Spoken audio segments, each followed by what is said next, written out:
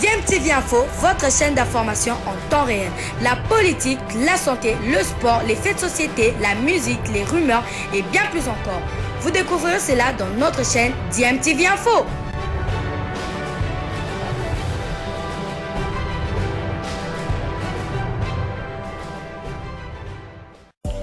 Vous êtes sur DMTV, bonjour ou bonsoir, tout dépend de l'heure à laquelle vous nous suivez. Tout plaisir est pour nous de vous retrouver, mais surtout de savoir que vous êtes nombreux en train de suivre votre chaîne YouTube DMTV. DMTV qui vous propose l'actualité, vous propose également des analyses et des réflexions sur des sujets d'actualité, sur des faits sociaux, tout simplement sur des réalités que nous observons ici chez nous en République démocratique du Congo.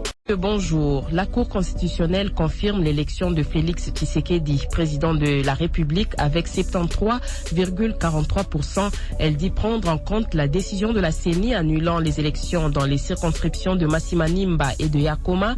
Au cours de son audience publique de mardi, elle a rendu 2 arrêts par lesquels elle a déclaré la requête du candidat Théodore Ngoy recevable mais non fondée. Parmi les motifs évoqués, manque de preuves et parce que les irrégularités des opérations de vote dénoncées n'ont aucune influence déterminante sur les résultats de la présidentielle publiée par la CENI selon la Cour. Et la requête de David Mpala a été simplement déclarée irrecevable pour défaut de qualité. Explication de Jeff Ngoy Molonda. La Cour ne pouvait pas dire autre chose si ce n'est que le droit. C'est la première réaction de Michel Eboma, avocat du président proclamé définitivement élu.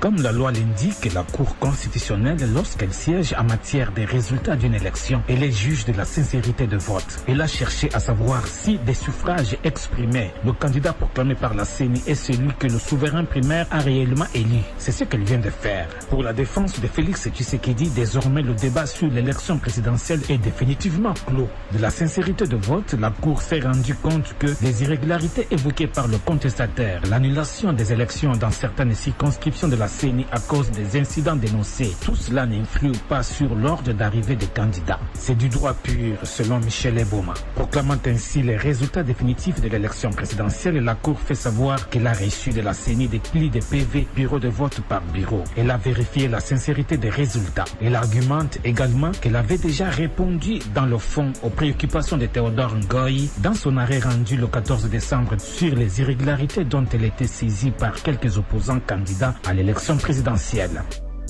Parmi les premières réactions à la réélection de Félix Tshisekedi, notez celle de la Belgique qui lui adresse ses félicitations pour son second mandat en tant que président de la RDC. Par ailleurs, le bureau de l'Assemblée provinciale de Kinshasa autorise la Cour de cassation à poursuivre le gouverneur de la ville-province de Kinshasa, Gentini Ngobila, décision prise hier par 4 membres sur les 5 qui composent le bureau de l'organe délibérant de Kinshasa. Ils se sont réunis afin de décider de la levée des immunités de Gentini Ngobila à la demande du parquet près la Cour de cassation. Notez que le chef de l'exécutif provincial est parmi les 82 candidats aux législatives sanctionnés par la commission électorale pour fraude électorale. Grâce à Mzati. Cette autorisation de poursuivre Gentini Ngobila intervient après annulation de ses suffrages obtenus aux législatives pour fraude, vandalisme des matériels électoraux et détention illégale des dispositifs électroniques de vote par la Commission électorale nationale indépendante CENI. Ainsi, l'Assemblée provinciale de Kinshasa a enjoint le gouverneur de déposer sa démission dans les 24 heures et de se mettre à la disposition de la justice. Pour rappel, le procureur général près la Cour de cassation a interdit à tous les 82 candidats invalidés de sortir du pays. Selon le parquet général de cette cour, une action publique est déjà enclenchée contre les faits de corruption, de fraude, de détention illégale des matériels électoraux et autres les jours du vote le 20 décembre 2023. La CENI a annulé notamment pour fraude et corruption la totalité des suffrages obtenus par certains candidats aux élections législatives, provinciales et communales dans certaines circonscriptions. Et c'est dans ce cadre que s'inscrit la démarche de l'Assemblée provinciale qui met Ngobila à la disposition de la justice.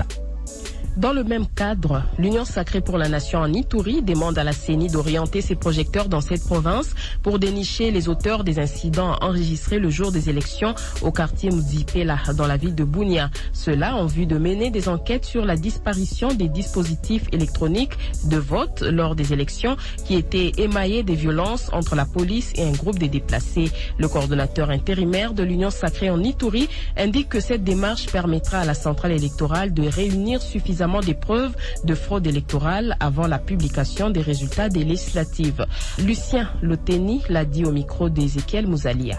Nous félicitons la CENI qui a annulé les élections de 82 députés qui se sont maintenus aux élections du 20 décembre 2023 de l'année passée. La CENI ne peut pas se limiter seulement à ces députés. Elle doit aussi bien sûr étendre ses enquêtes jusqu'à dans la province de l'Ituri, là où nous avons aussi observé ce genre de comportement. Voilà pourquoi nous ici en Ituri, nous voulons qu'avant de proclamer le résultat provisoire des élections nationales, provinciales et municipales, que la CENI puisse répertorier ces cas qui s'est passé ici en Ituri pour annuler ces élections de ces députés-là.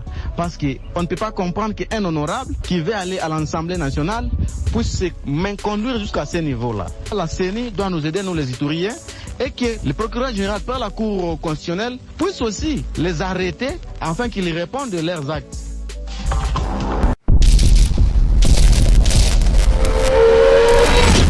Bilile le kamalo bana evele.